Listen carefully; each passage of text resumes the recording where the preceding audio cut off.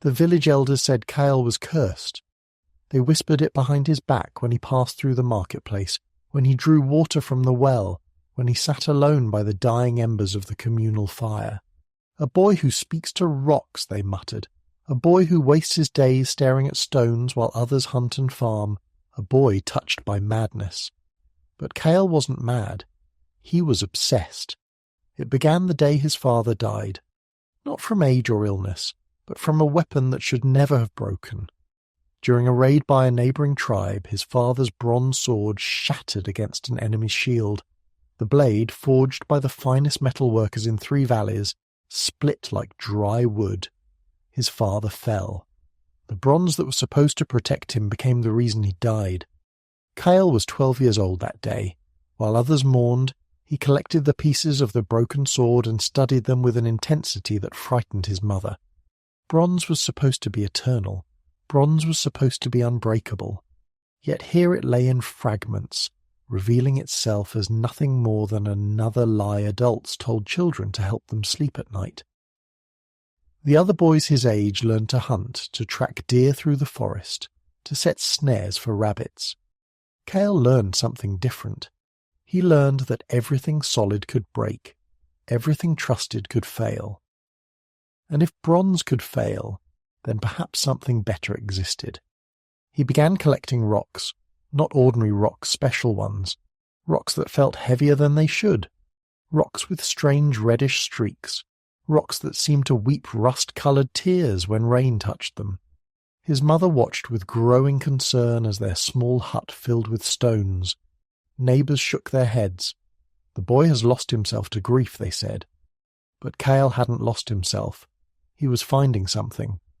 3 years passed. Kael turned 15, then 16. He learned the basics of metalworking from old Meshok, the village's bronze smith, though Meshok himself didn't understand why the boy spent more time examining failed pieces than successful ones, why he collected the dark residue that formed in the bottom of smelting furnaces, why he asked endless questions about temperature and charcoal and the colour of flames. One day, Meshok found Kael in the workshop long after the fires had been banked. The boy was heating one of his strange reddish stones in a small clay furnace he'd built himself, feeding it charcoal, watching the flames with those intense dark eyes that made people uncomfortable. "That's not copper ore, boy," Meshok said. "You're wasting your time and my charcoal." "I know it's not copper," Kael replied without looking away from the furnace. "Bronze is copper, and tin. I've made bronze. Bronze breaks. I want to make something that doesn't break." Meshok laughed, but it was an uncomfortable laugh. "The gods gave us bronze. Be satisfied with what the gods provide." "The gods didn't give us bronze," Kael said quietly. "Someone figured it out.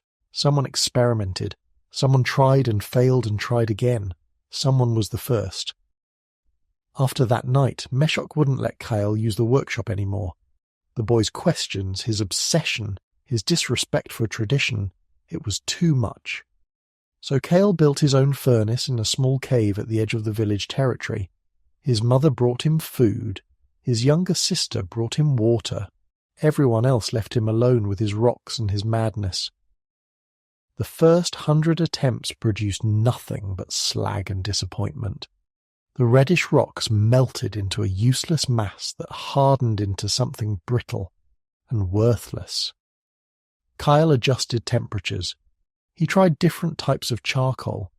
He experimented with different rocks, different combinations, different amounts of air blown into the furnace through hollow reeds.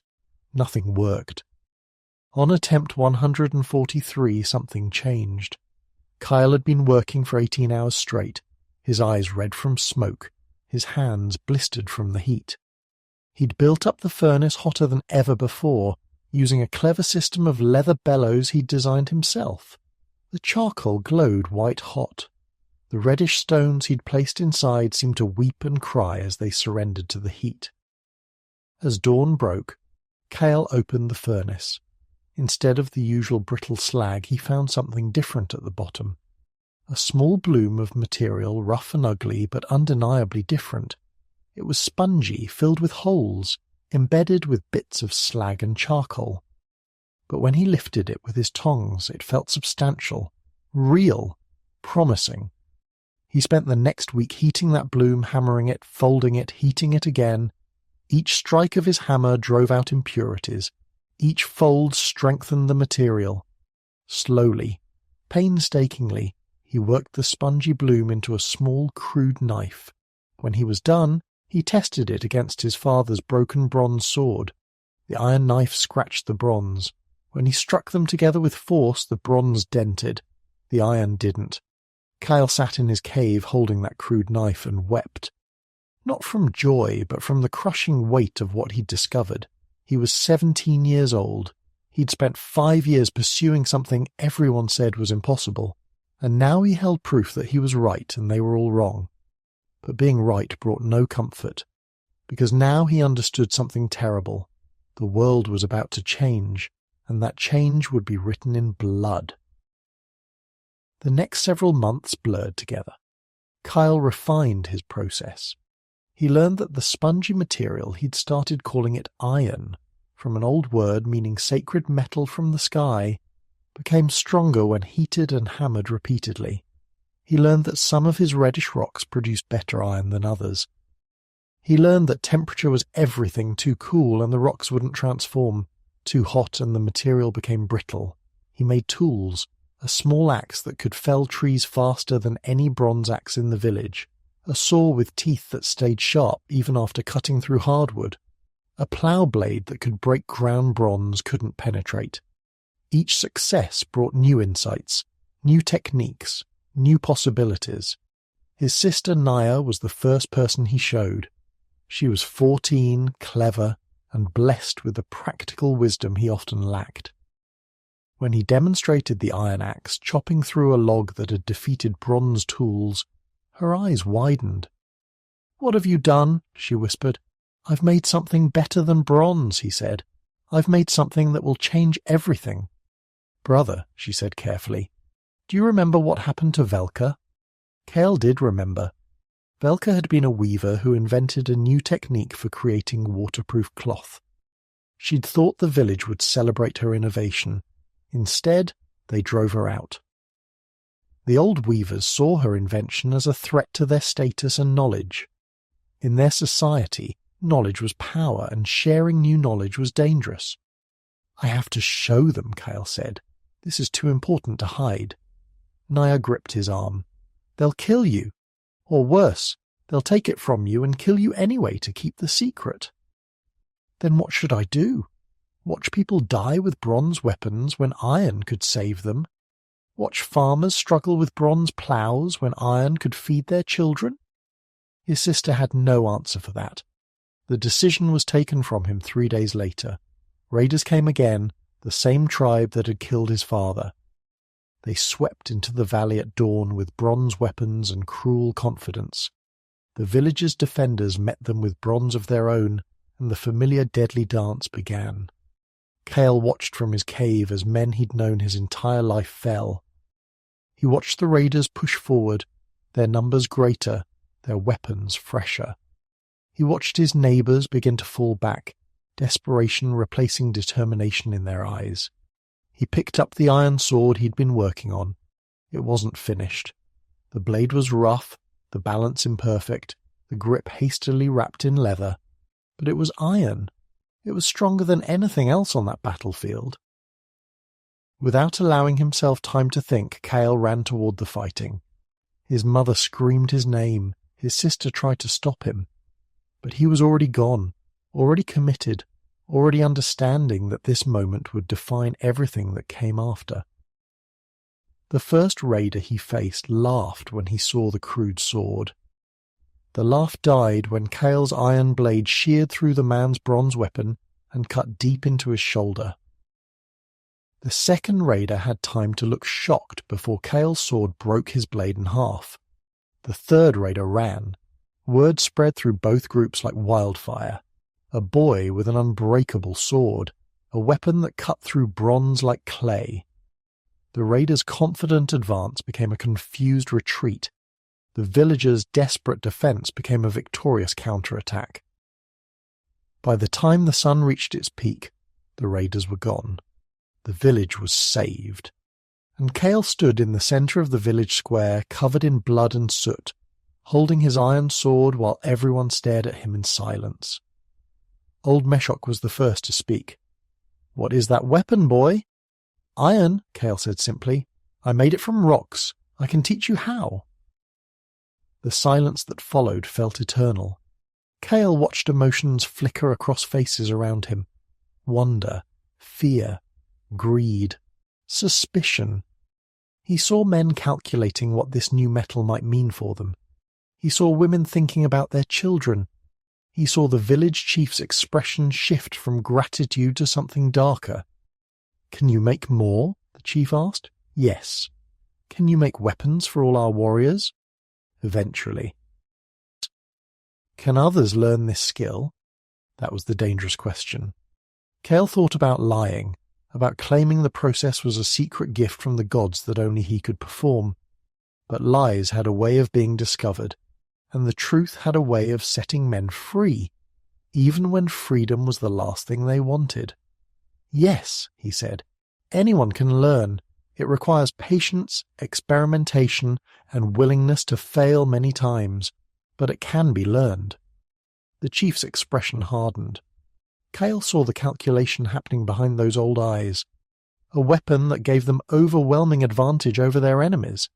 A secret that, if kept, would make their village the most powerful in all the valleys. A boy who knew that secret. "The council will discuss this," the chief said. "You will remain in your home until we decide what must be done." That night Naya came to him. "They're going to kill you," she said without preamble. "The chief wants the secret to remain with only a few trusted men. You're a risk. You've already proven you'll act on your own. They can't control you. I saved the village today. That doesn't matter.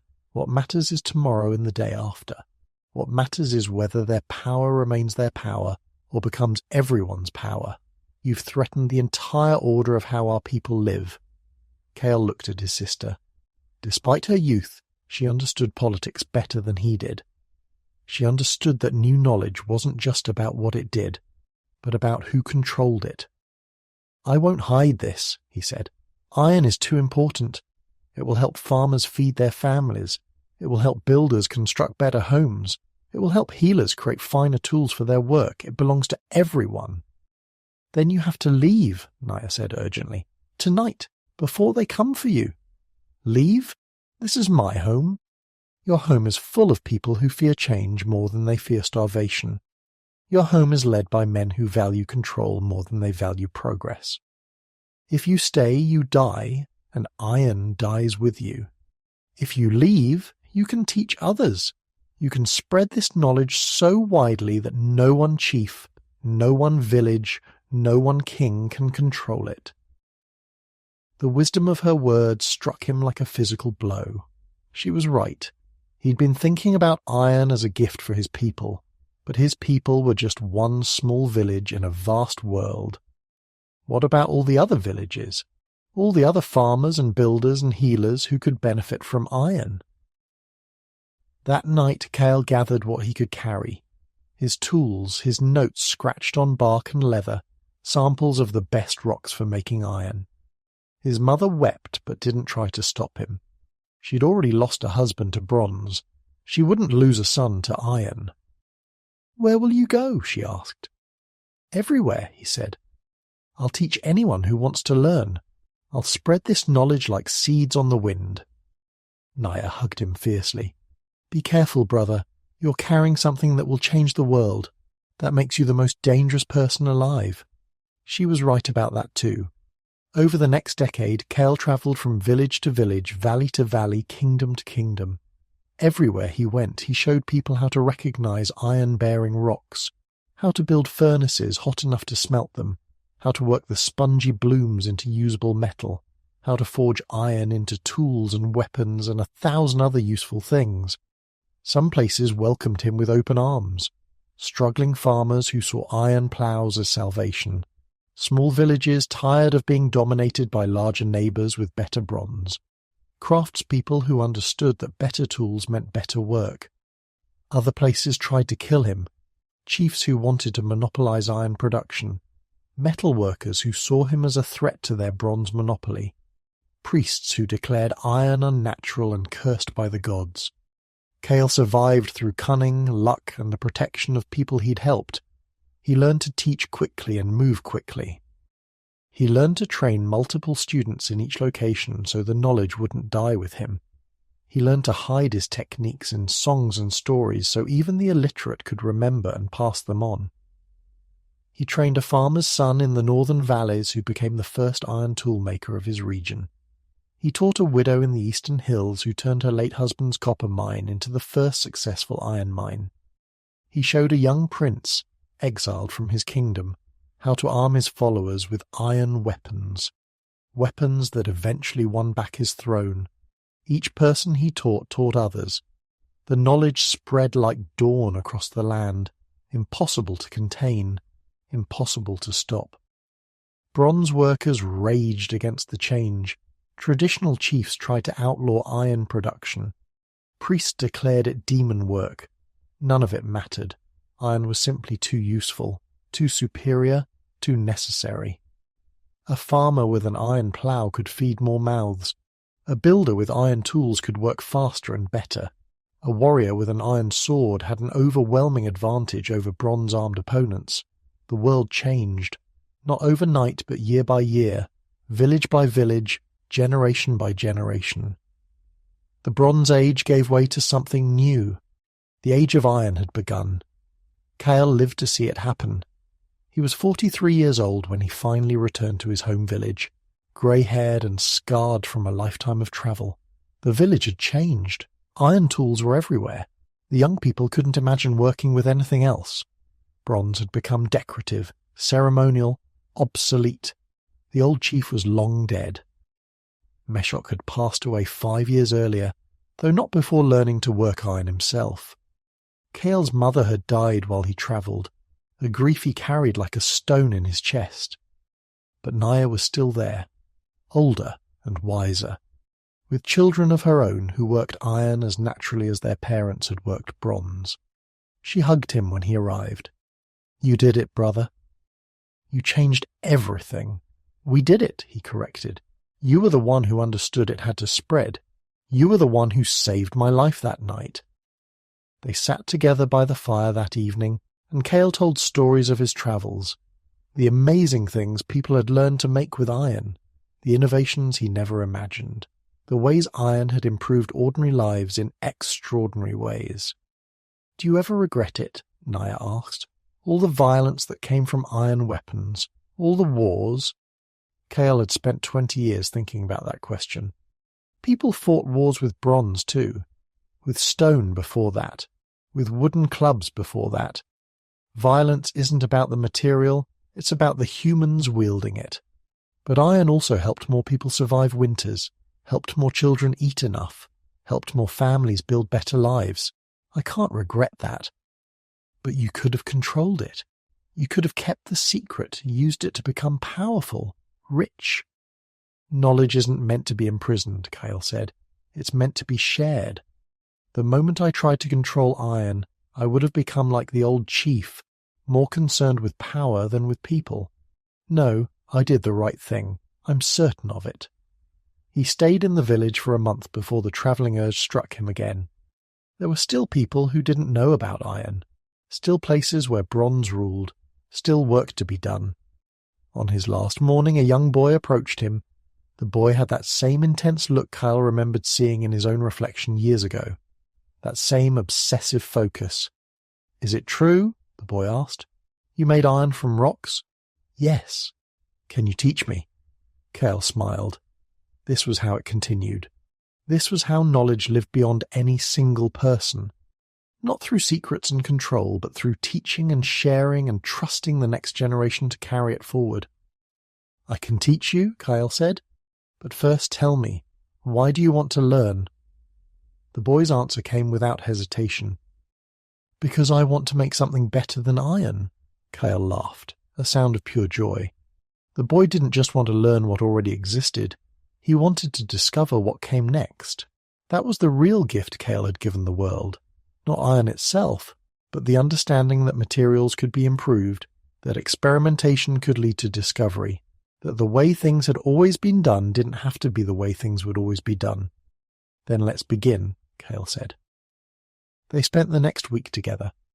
Kael taught the boy everything he knew about recognizing ore, building furnaces, managing temperatures, working blooms. But more than that, he taught him how to observe, how to experiment, how to learn from failure, how to question assumptions. On the final day, as Kael prepared to leave once more, the boy asked one last question. "What's your name? People tell stories about the first ironmaker, but they never say his name." "Kael," he replied. "My name is Kael. Remember it or forget it, it doesn't matter. What matters is that you remember how to think, how to discover, how to improve what exists.